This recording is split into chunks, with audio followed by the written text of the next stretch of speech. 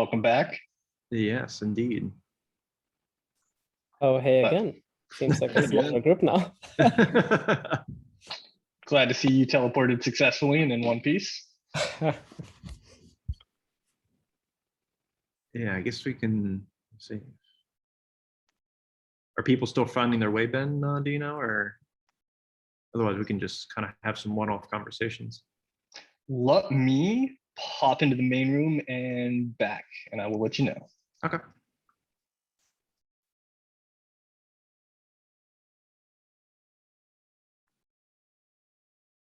All right, so I take that back. Looking at the list, it looks like there is no one unassigned right now, so Cool. just us. Great. Awesome. Now, Jan, when you introduced yourself, you said you had some specific things you wanted to think through. So you have the floor. Yeah, I feel honored that now I solo get all of your time. I mean, I saw that the note you sent me, so I appreciate that as well. Yeah, I think it's sort of contextual to what I'm going through right now, getting organizational buy-in. So I have team buy-in, my peers and my managers, everyone sort of understands what I do. But so actually, I don't think I mentioned where I worked. So ADP, large corporation, things move very slow. Even though it's an HR company, HR moves pretty slow. So there's a whole chain of sort of influencing what UX engineering is and why it matters and where should it be faced. So I'm curious. I'm definitely curious about how your organization sort of handle that, or if you were involved in those conversations, how they make a separation in terms of what is it, where does it fall, and why does it fall where it falls?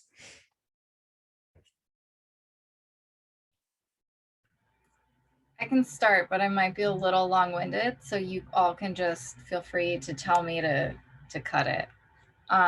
This resonates with me a lot just because before, like 3 years ago, UX engineering was not a formal thing at Comcast at all.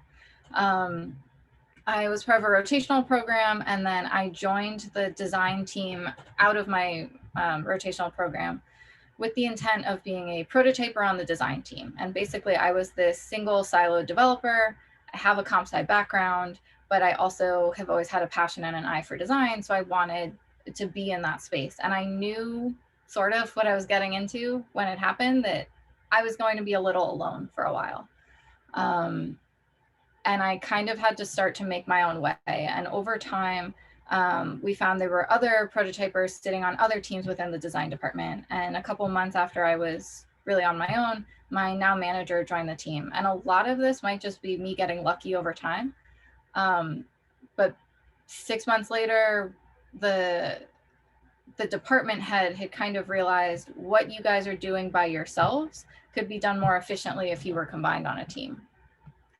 And I think that came out of the fact that we were starting to spin out prototypes faster when we started telling people, hey, I'm going to go work with this other engineer. I need someone to communicate with. I need someone to, you know, rubber duck with and bounce ideas off of. So we started being very vocal about the fact that being siloed was not beneficial to us, and that we had like sought out other people on our own time. And that's what was getting the work done faster and more efficiently. So once that was realized, my manager became our manager of this really tiny team. There were 4 of us, including her and myself. And now fast forward from that point, about 2 years, we're a team of about 20 people. And we are sort of taking over the world, I feel like. And it has happened really quickly, but it was by no means like an easy journey. And I don't mean to say that to discourage you at all, but it's really come down to everyone on this team has had to prove themselves to other teams and other departments and say, like, our role is so important and here's why. We started out by building prototypes. Now I actually work with a production team, and I've showed them, you know, our experience with design and our experience building prototypes can help to inform what the end product is.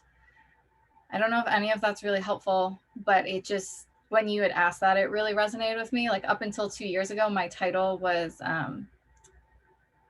design specialist, and I was always kind of sour about it because like that's not what I do. I don't know what that means, and I had to fight to get the title of UX engineer. That's what I got. I don't know if that's helpful. It's just a story, not advice. No, it is. I think it is helpful to know that it's not a unique problem. I am also sour, so I can resonate with that too. I'll be transparent about that. But yeah, a lot of the things that you mentioned, like prototyping, yes, that's what we do, or that I currently do a lot of.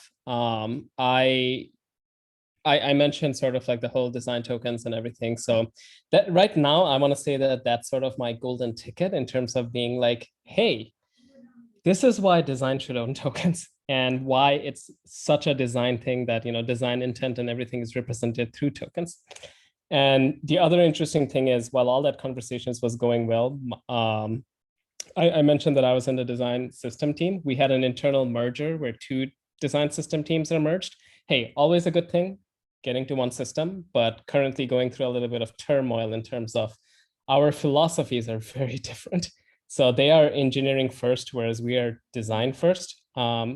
Maybe that's a great thing, but right now there's a little bit of friction in terms of who gets to call the shots on what. So I think me in the middle of this is now in a little bit of a, cool, who do I have to now go make my case? Because now it's a little bit of like a mix and match. But no, I appreciate knowing that, like, I'm totally in tune with that. It's a hard conversation, but you know, it's ongoing. Sorry, that was my long-winded answer to whether your answer made sense. It's so funny that you are in the design token space, because that's also where my team has been headed, and I think has been part of the catalyst for our team getting such a strong foothold now. I think what really kind of accelerated our team was about a year and a half ago. We switched to a new framework that was going to be used to build the Flex product from scratch. And we really used that as an opportunity to say, hey, we need to be involved in this now. Not like 6 months from now, not when you decide design isn't now important, but like now before you write any code. So I feel like finding those very pivotal moments are very hard, but like that's what will eventually like launch you forward. So I think maybe it sucks for you right now, but like being part of that design token work is probably going to become a really big deal when people start to realize like, oh, this is super important. I do need to listen to these people. Yeah, I was going to say, just to kind of piggyback on what Emily was mentioning there, it seems like, you know, you're really at like a really great catalyst point in all of this. Because I would say like for my team, the thing that actually was kind of the make or break moment with everything was we went through and implemented a design system. You know, like we went through and took a website that was very fragmented in how it was put together. There was not a lot of consistency, a lot of clear thought process that went into everything. Not that the design was producing bad things or development team was producing bad things. They were just in their own worlds doing their own thing, you know, passing things over the wall. And the thing that kind of broke us of that was actually the implementation of a design system in this, you know, in this site. We basically took about 3 or 4 months to go through and build a component system that, you know, really looked at everything across the site, normalized, you know, visual styles and everything, and interactivity conventions and things like that. And it took, you know, the design team, the UX team, and the development team literally just sitting down and building user stories and working through like, how do we normalize this? How do we build this out? How do we make things more repeatable? How do we go through and get everybody on the same page with creating a more cohesive experience that, one, is easier for the teams to go through and replicate for future work, but how do we also go through and make it easier for the client to be able to go through and do things on their own? So it wasn't necessarily just a us kind of benefit. It was really something that was about going through and providing like an ease of use and an ease of conversation with the client as well, to be able to go through and say like, you know, here is holistically how we think this thing needs to be built. And we have thought about it from a UX standpoint. We have tested it with users. Our development team prototyped it out so that they could go through and look at it. Here's the the KPIs that we can go through and say and are associated with what makes this particular component successful. So, while there was, that there was a boon for our team and there was that kind of watershed moment that went through and kind of like helped us kind of figure out how to make all of this work. There was also a business case for going through and doing this, is that it also made us infinitely more efficient, and the client saw the benefits from it because of how we now were able to go through and work together and not only demonstrate to the client that,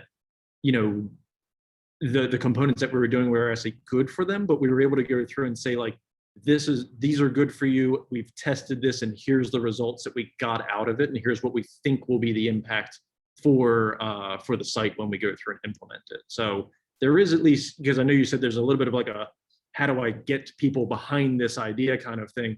There is a business case for going through and introducing these things. There's efficiencies to be there. There's ways of going through and measuring success of these changes in process.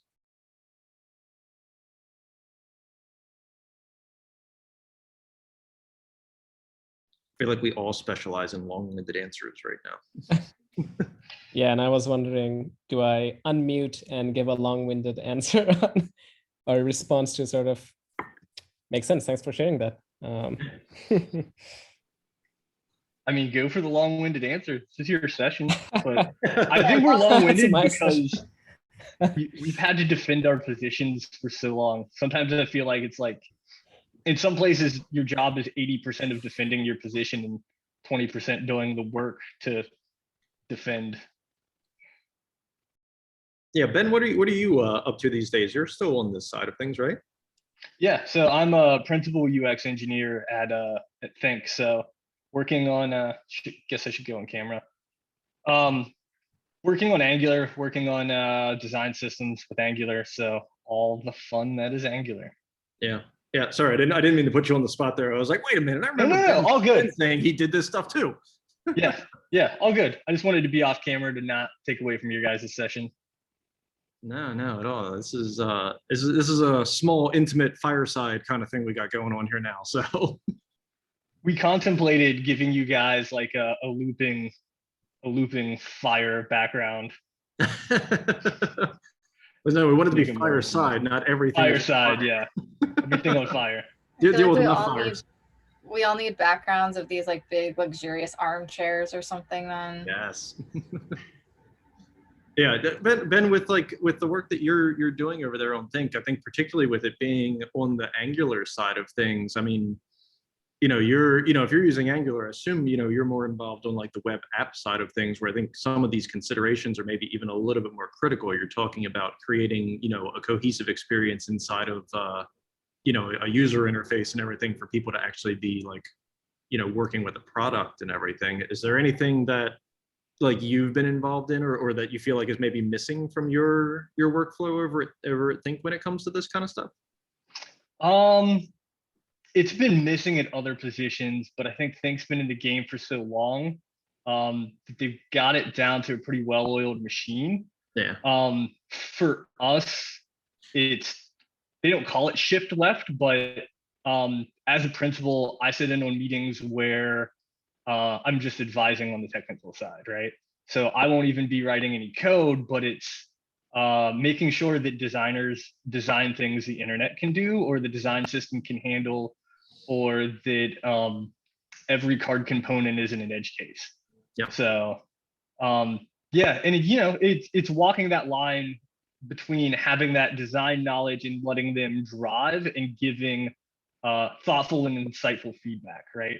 Like not stepping on their designs, but like collaborating hard with them to realize that you're there to like help each other. Like, hey, should it do this? Or like, hey, it might break if you do this. Or what if we don't overload this with content?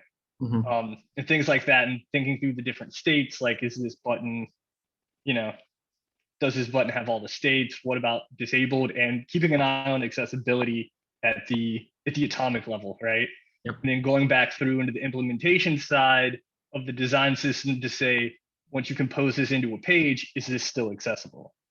And then Yep. making sure that once that gets hydrated with data and APIs and other teams that come in behind you, that some of that stuff doesn't get stripped away. It's kind of like keeping your finger on that pulse as an engineer. Yeah, then you and I are living the same life. Yeah, life of a UX engineer. Yeah. Emily, I was curious, what were some of your big hurdles to get top level buy-in to be a UX engineer, to get a design system? I haven't come across them at Think, but I have worked in a couple of enterprise settings before. And yeah, enterprises are large ships that turn painfully slow, in my opinion. So yeah, I'm just curious, like, what are some of your wins, and what was some of the hardest things you had to get buy-in on and convince people of? So that's a tough one, just because we're still fighting and it's still a struggle. I will say that I think a lot of the success of my team has to do with my manager. She doesn't take no for an answer, and she really like believes in our team. So she will like fight to the death for us. And I know not everyone has someone like that to advocate for them, but I feel like that has played a huge role in my career and the growth of our team. We kind of found that when our prototyping team started, there were actually two tinier teams that also existed in the department. So we kind of got lucky that we were able to combine all of our teams at once and kind of say, we are a force now. It wasn't just, there are 3 of us, there were suddenly like 10. I think it's always helped that we've had a close relationship with design from the beginning, and like they've known they can trust us. And when we have to communicate with production engineers, not that we're never going to side with the other engineers, but we always have designs back. So I feel like that was an easy win to say, like, we got buy-in from design really easily when they realized, like, oh, whenever we are in a room with other engineers, our engineers can defend us, like, and explain the things that we don't know how to explain. In terms of the design system work that's been ongoing, that's been a lot of like cross-team collaboration and finding key people from different products and different departments that agree with us and believe in what we're doing, and getting them to go to bat for us. Otherwise, we kind of, I think, sound like the squeaky wheel all the time. They were like, hey, pay attention to us. But when we can start to find like the principal engineer over here and the principal engineer over there, then people start to realize like what we're saying matters because other people are also saying it. I don't know if that really answers your question. It's hard though. I feel like it's a constant uphill battle of us finding a new space where no one knows about us and just like kicking open the door saying, we're here now, pay attention. What is the distinction between a UX engineer and a production engineer? So our team is pretty unique in that we're the only engineering team that exists inside of our experience design department. Every other engineering team is in a whole separate org, actually. So I think that's been a really big piece, that we started as prototypers, as this like design just hired some front end devs to do work for them. And then we've been able to kind of turn it into something totally different. I think if we existed in the engineering department, a lot of our priorities would get shifted and a lot of the design priorities would just get lost. So I think what makes us so unique is that we don't have to report to like the CTO the same way. Like we care more about the design and product side. So we're able to voice our opinions a lot more of this looks good, this doesn't, this isn't gonna fly. Up until a year ago, I hadn't written unit tests since college. So that was a big adjustment, going back to the production side and realizing, oh crap, this stuff's important. A lot of the people on my team are more on the prototyping side. So it's a little more hacky and fun. And not that production's not fun, it's just different. Do you find that production engineers have the mindset of built thing, checkbox, shipped thing, instead of built thing that works to help improve a user's goal and then Yes ship and iterate? Yeah, I think that was my opinion before I started working on the production team I'm on right now. And I think there are always going to be those very traditional engineers who just want to check the box and like fill out their ticket and be done. But I don't know, I feel like I've kind of learned that maybe we don't all give each other enough credit. And like there are always going to be people out there who also do enjoy front end stuff and just ended up on the coding side. Like they just maybe never had the opportunities that we did, or thought UX engineering was going to be too hard because it didn't exist before. So I think like, I don't want to say that's an incorrect stereotype, but like I'm finding more and more that there are people that care that you don't expect to care.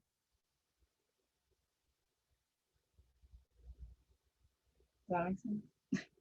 It does. So I'm really curious. At ADP, you said you have two design teams coalescing, for lack of a better term. What are some of the philosophical differences you're coming up against? Because in my experience, the philosophical differences I've seen have been, oh, we just want to dump components into a repository and then throw the design system moniker on top of it, or designers starting first and saying this is actually a system that you can put pieces together with, and you know, here are your Lego blocks with a purpose, rather than here is a bucket of Lego blocks. Oh boy. There is a lot to say about that. I'll give you sort of the rundown of sort of a little bit of the history. So within ADP, I work for Lifian, which is sort of a business unit that they kind of set up and was like, hey, we're not going to interfere. You do your thing. You're supposed to rebuild ADP from the ground up. So, and that was situated in New York. Rest of ADP is New Jersey, Pittsburgh, Alpharetta. So to go through the design system history, when I mentioned that, hey, there's two major design systems that are being sort of merged together. Before that, there was 42 at last count. And as it happens in a very large org, different pockets just pop up, and then people have forks and everything. And at the end of the day, there were 42 of them.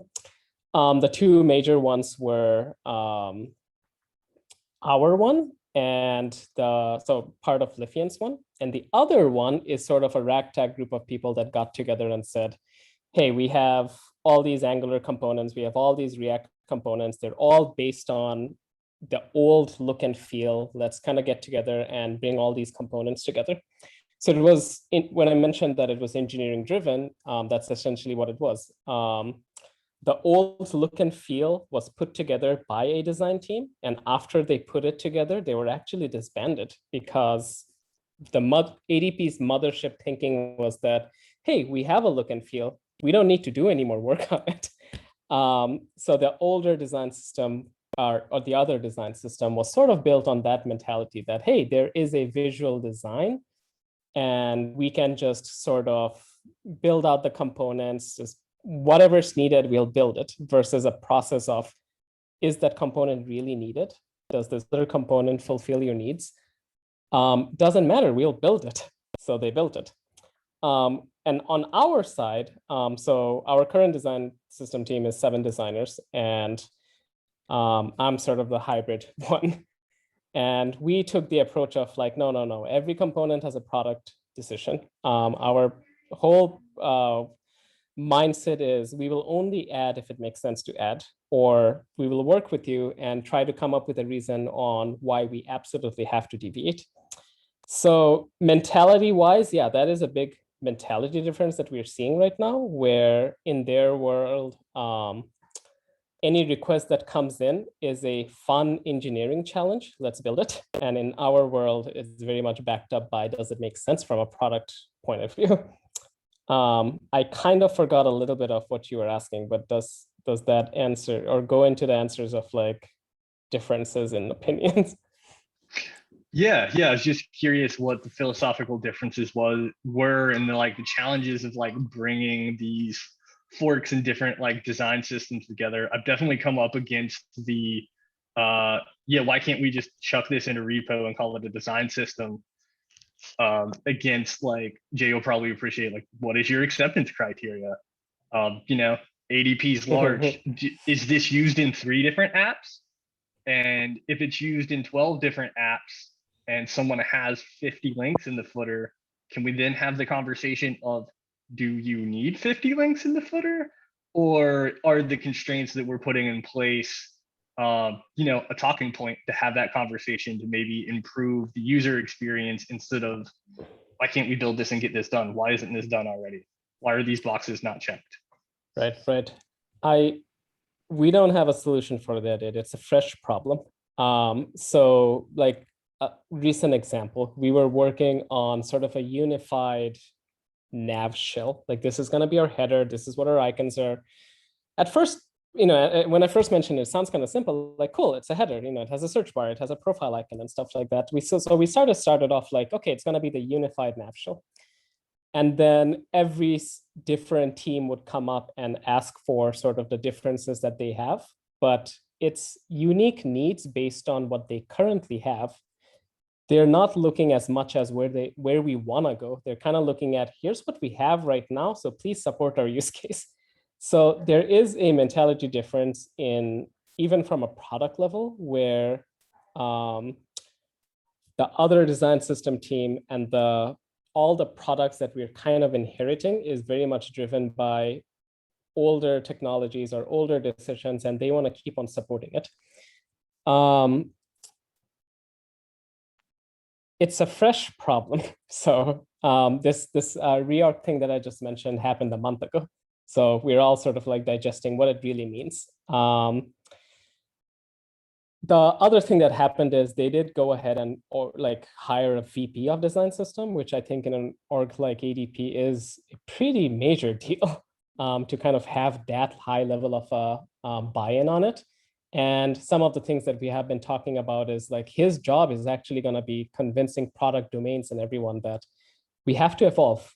We are not going to give you everything. We're not going to give you all the use cases that might have made sense 5 years ago.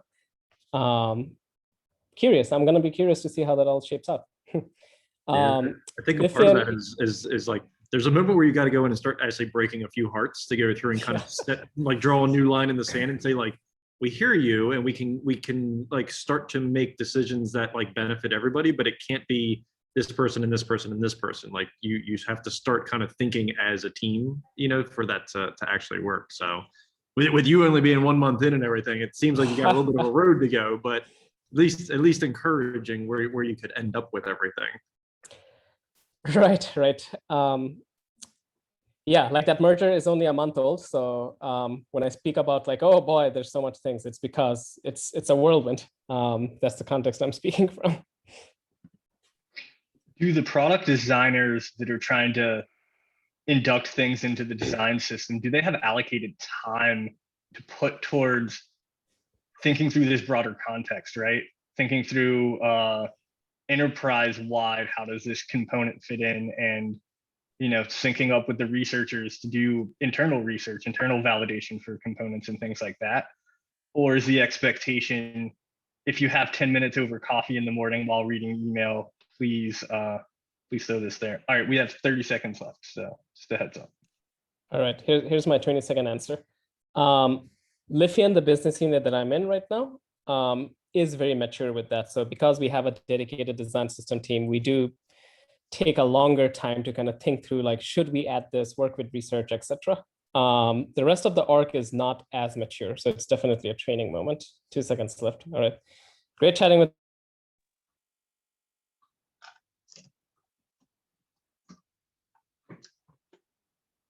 All right, welcome back, everybody.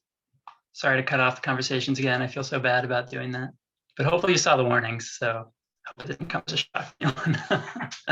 Well, I got to sit in a little bit. I thought this was so awesome. Thank you all for being part of this.